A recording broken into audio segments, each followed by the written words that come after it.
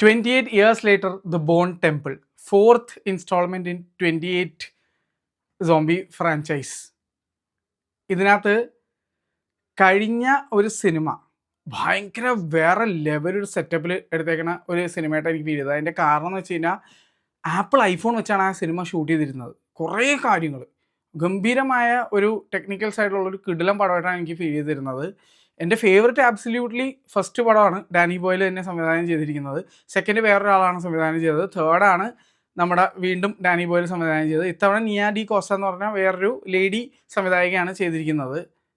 Super പടം. ഇതൊരു slow ബേണറാണ്. പക്ഷേ നിങ്ങൾ ഈ ഒരു സീരീസ് ഓഫ് മൂവീസിൻ്റെ ആരാധകരാണെങ്കിൽ ഞാൻ പറയും എത്രയും വേഗം പോയി കണ്ടോ. സ്പോയിലേഴ്സൊക്കെ ലീക്ക് ആവുന്നതിന് മുന്നേ, ആരെങ്കിലും പറഞ്ഞ് സ്പോയിൽ ചെയ്യുന്നതിന് മുന്നേ എത്രയും പെട്ടെന്ന് പോയി കണ്ടോളാൻ ഞാൻ പറയും. കാരണം സംഭവം ഇർക്ക്. ഇത്ര ഞാൻ പറയുള്ളൂ. എന്തായാലും വളരെ നല്ല ഒരു സ്ലോ ബേണറായിട്ടാണ് എനിക്ക് ഫീൽ ആയത്. ഇപ്പോൾ കഴിഞ്ഞ കൊല്ലം ഇറങ്ങിയ വെപ്പൺസ് എന്നുള്ള സിനിമയുടെ ഒരു പേസിംഗ് ഇല്ലേ, ആ ഒരു രീതിയിലാണ് ഇതും പോകുന്നത്. എൻ്റെ ഒരു സാധനമുണ്ട്, അത് കലക്കി. റാൽഫ് ഫീൻസ് എന്നുള്ള നടൻ, എൻ്റെ മോൻ എന്ത് മനുഷ്യന്, ആൾക്ക് എന്ത് വയസ്സുണ്ട് ഇപ്പോൾ. ഇത്രയും പ്രായമുള്ളൊരു നടൻ ഇപ്പോഴും ബോഡി ഫിറ്റ്നസ് ഒക്കെ മെയിൻറ്റെയിൻ ചെയ്യാൻ സമ്മതിക്കണം. അതുകൂടാതെ the way he performs last സൂപ്പറായിട്ടുണ്ട്. പുള്ളി കിഡുമായിട്ടാണ് ഇത് ചെയ്തിരിക്കുന്നത്. പിന്നെ ഇതൊരു നോർമൽ സോംബി മൂവി അല്ല, ഇത് ഒരു റേജ് വൈറസാണ്. അപ്പോൾ ഓൾറെഡി നമ്മളിതൊരു ഡിഫറൻസ് സാധനമാണെന്നുള്ള മനസ്സിലാക്കിയിട്ടുണ്ട്. പക്ഷേ ഈ ഒരു സാച്ചുറേറ്റഡ് ആയി കിടക്കുന്ന സോംബി സംഭവത്തിലേക്ക് എന്താണ് ഇനി കൊണ്ടുവരാൻ പറ്റണമെന്ന് ആലോചിച്ചിരിക്കുമ്പോൾ വീണ്ടും ഫ്രഷ് ആയിട്ടുള്ള ഒരു സാധനം ഇതിനകത്ത് കൊണ്ടുവന്നിട്ടുണ്ട്. അതെനിക്ക് ഭയങ്കര ഇഷ്ടപ്പെട്ടു. ഇപ്പോൾ നമ്മൾ ഒരിക്കലും പ്രതീക്ഷിക്കാത്ത രീതിയിലുള്ള ഒരു സംഭവം. പൊതുവേ മോർ അബൌട്ട് എന്താ പറയുക, ഗോർ, വയലൻസ്, ആൾക്കാരെങ്ങനെ സോംബീസ് ഓടി നടന്ന് കൊല്ലല്, അതിനകത്തുള്ള സംഭവം അത് മാത്രമാണ്. ഇതങ്ങനെയല്ല. ഇത് വേറെ കുറച്ച് സാധനങ്ങളോട് ചെയ്തിട്ടുണ്ട്. സോംബീസിനേക്കാളും വലിയ പ്രോബ്ലമാണ് മനുഷ്യരെന്നുള്ള രീതിയിലുള്ള കുറച്ച് കാര്യങ്ങൾ ഇതിനകത്ത് കാണിച്ചിട്ടുണ്ട്. അതിന് ഏറ്റവും കൂടുതൽ ആ ഒരു സംഭവത്തിനെ ബാക്ക് ചെയ്തിരിക്കുന്നത് ജാക്ക് ഒ കോണൽ എന്നുള്ള നടനാണ്. എൻ്റെ മോനെ, അൺബ്രോക്കണിലൂടെ ഞാൻ കണ്ടിട്ടുള്ള ഒരു ഗംഭീര നടൻ. സിന്നേഴ്സിലും നമ്മൾ കണ്ടതാണ്, വാമ്പയറായിട്ട് കിടിലൻ അഭിനയമായിരുന്നു. ഇതിലും മച്ചാൻ വേർപ്പിച്ച് കൈ തന്നിട്ടുണ്ട്. അതായത് ഇൻ എ ഗുഡ് വേ. അതായത് പുള്ളിയുടെ ആ വില്ലനസ് റോള് നമുക്കത് മനസ്സിലാവും. ഒരു പ്രത്യേക തരം ഒരു വില്ലനാണ് ആള്. രസമായിട്ട് ചെയ്തിട്ടുണ്ടെന്ന് എനിക്ക് തോന്നിയത്. ഒറ്റൊരു സംഭവം ഞാൻ പറഞ്ഞില്ലേ, ക്ഷമ വേണം. ഈ സിനിമ കാണുമ്പോൾ നിങ്ങൾക്ക് തീർച്ചയായിട്ടും ക്ഷമ വേണം. കാരണം സ്ലോ ബേൺ ടൈപ്പ് ഓഫ് പടമാണ്. ഇതൊരു ഫാസ്റ്റ് പേസ്ഡ് ആക്ഷൻ ത്രില്ലർ സംഭവങ്ങളൊന്നും അല്ല. പിന്നെ എടുത്തു പറയേണ്ടത് ഈ സിനിമയുടെ ടെക്നിക്കൽ സൈഡാണ്. ഇത് എടുത്തു വെച്ചിരിക്കുന്നത് അടിപൊളിയായിട്ട് എടുത്തു വെച്ചിരിക്കുന്നത്. വിഷ്വലായിക്കോട്ടെ, അതുപോലെ തന്നെ ഓഡിയോ എന്ത് രസമായിരുന്നു അറിയാമോ. ഞാൻ കണ്ടത് വനിതയുടെ ഒരു ഗുണം കൂടിയാണെന്ന് തോന്നുന്നുണ്ട്. ഞാൻ DTS:X സ്ക്രീനിലാണ് ഇത് കണ്ടത്. പക്ഷേ ഓഡിയോ IAB ആയിരുന്നു. അതുകൊണ്ട് തന്നെ കോമ്പാക്റ്റബിൾ ആയിരുന്നു. പക്ഷേ ട്രൂ DTS:X ഫയലൊന്നും അല്ലെങ്കിൽ പോലും നല്ല രീതിയിൽ ഓടിക്കളിക്കുന്ന ആ ഒരു ഫീൽ എനിക്ക് കിട്ടി. അതേപോലെ വിഷ്വൽ സൈഡ് നോക്കിയാൽ സൂപ്പറായിരുന്നു. പക്ഷേ ഇന്ന് വനിതയിൽ സ്ക്രീൻ 4 ചെറിയൊരു ടെക്നിക്കൽ ഗ്ലിച്ച് വന്നു. ഏകദേശം ഒരു 5-10 മിനിറ്റത്തേക്ക് ഇടയിൽ വെച്ചിട്ട് ഫോക്കസ് പോയി. അതുപോലെ ആകെ മൊത്തത്തിൽ ഒരു മഞ്ഞ ഒരു ടൈപ്പ് ഓഫ് ഷെയ്ഡ് വന്നു. ഞാൻ അതിവിടെ കാണിച്ചു തരാം കേട്ടോ. ഇന്ന് ലിൻഡോ ചേട്ടനെ എനിക്ക് കാണാൻ പറ്റിയില്ല. അതുകൊണ്ട് തന്നെ അവിടുത്തെ സ്റ്റാഫ് ചേട്ടന്മാരുടെ അടുത്ത് ഞാൻ കാര്യം പറഞ്ഞിട്ടുണ്ട്, ഇങ്ങനൊരു സംഭവം ഉണ്ടായി എന്നുള്ളത്. പക്ഷേ അത് കുറച്ച് നേരത്തേക്കേ ഉണ്ടായിരുന്നുള്ളൂ. അത് കഴിഞ്ഞിട്ട് അത് റെക്ടിഫൈ ആയിട്ടുണ്ടായിരുന്നു. പക്ഷേ I think there is something wrong. പ്രൊജക്ടറിന് എന്തോ ഇഷ്യൂ വന്നെന്ന് തോന്നുന്നു. കാരണം സിനിമയിലുള്ള ഇഷ്യൂ അല്ല എന്ന് എനിക്ക് മനസ്സിലായി. DCPO ഇഷ്യൂ അല്ല എന്നുള്ള മനസ്സിലായി. കാരണം എൻ്റെ ഫ്രണ്ട്സ് എബ്രോഡ് കണ്ടവരൊന്നും ഇങ്ങനത്തെ ഒരു പ്രശ്നം പറഞ്ഞേ ഇല്ല. ഈവൺ ഇന്ത്യയിൽ പലയിടങ്ങളിൽ ഇന്ന് റിലീസായിട്ടുണ്ട്. അപ്പോൾ കുറച്ച് ഫ്രണ്ട്സ് എൻ്റെ ഹൈദരാബാദ് കണ്ടിട്ടുണ്ടായിരുന്നു. അവരാരും ഈ ഒരു ഇഷ്യൂ പറഞ്ഞിട്ടുണ്ടായിരുന്നില്ല. അപ്പോൾ ഇത് definitely there was some technical glitch in Vanitha screen for today.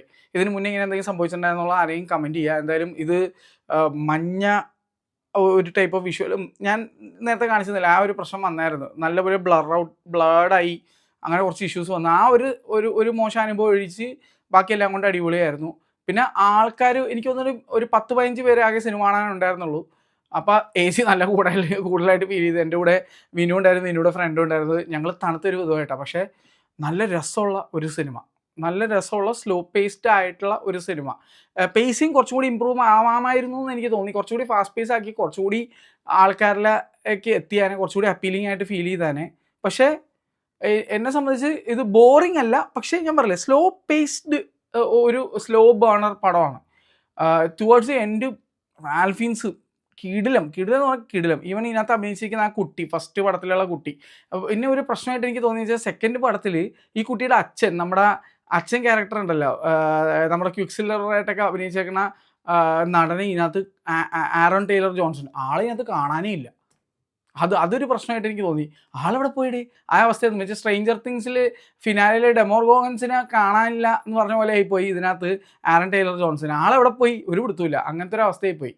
അപ്പോൾ അതൊഴികെ സത്യം പറഞ്ഞു കഴിഞ്ഞാൽ എനിക്ക് സിനിമ ഇഷ്ടപ്പെട്ടു എന്ന് വെച്ചാൽ ഇഷ്ടപ്പെട്ടു. സ്ലോ ബേണറാണ്, വീണ്ടും പറയാണ്. എത്രയും പെട്ടെന്ന് പോയി കാണുക. നിങ്ങൾ ഈ ഒരു ഫ്രാഞ്ചൈസിൻ്റെ ആരാധകരാണെന്നുണ്ടെങ്കിൽ തീർച്ചയായിട്ടും വേഗം പോയി കാണുക.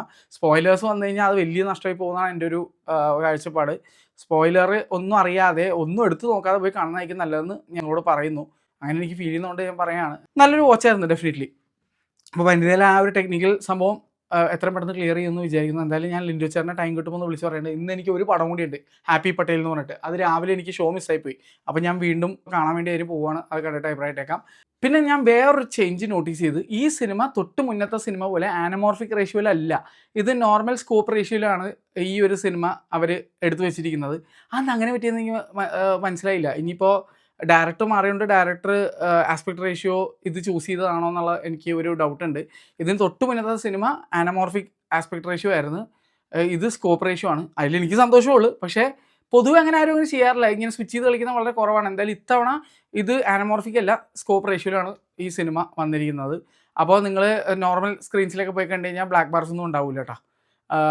കഴിഞ്ഞ കൊല്ലം PXL ആണ് ഞാൻ, അതും പ്രീമിയർ ഷോ ആണ് ഞാൻ ആ സിനിമ കണ്ടത്, 28 ഇയേഴ്സ് ലേറ്റർ എന്നുള്ള സിനിമ. അത് മുകളിലൊടിയിൽ ഹെവി ബ്ലാക്ക് ബാർ ഉണ്ടായിരുന്നു. കാരണം PXL ഒരു ഫ്ലാറ്റ് റേഷ്യോ സ്ക്രീനുള്ള ഒരു തിയേറ്റർ ആയതുകൊണ്ട് അവിടെ ആനമോർഫിക് കണ്ടപ്പോൾ നമ്മുടെ ലൂസിഫറും ഐഡൻറ്റിറ്റിയൊക്കെ കണ്ട പോലെ ഇരുന്ന് വെച്ചാൽ മുകളിലൊടിയിൽ നല്ല ഹെവി ബ്ലാക്ക് ബാർ ഉണ്ടായിരുന്നു. ഈ സിനിമക്ക് PXL എന്തായാലും ഷോ ഇല്ല. അപ്പോൾ ഏതെങ്കിലും normal scope ratio venue choose ചെയ്യണമെങ്കിൽ നല്ലതെന്നാണ് എൻ്റെ ഒരു അഭിപ്രായം. പിന്നെ ലിമിറ്റഡ് റിലീസാണ്. ഇവിടെ കൊച്ചി തന്നെ വളരെ കുറച്ച് തിയേറ്ററിലേ ഉള്ളൂ. എന്താ വനിതയിലും ഒരേ ഒരു ഷോ ഉണ്ടായിരുന്നു, ആ ഷോ ആണ് ഞാൻ കണ്ടിരിക്കുന്നത്. അപ്പോൾ ഇതൊക്കെയാണ് എനിക്ക് ടെക്നിക്കൽ ആസ്പെക്ട്സ് എനിക്ക് തോന്നിയത്. പക്ഷേ ടെക്നിക്കലി വളരെ സൗണ്ട് ആയിട്ടുള്ള ഒരു മൂവി ആയിട്ടും എനിക്ക് ഫീൽ ചെയ്തു. അപ്പോൾ ശരി, എല്ലാവർക്കും നല്ല ദിവസം നേരുന്നു. Bye bye.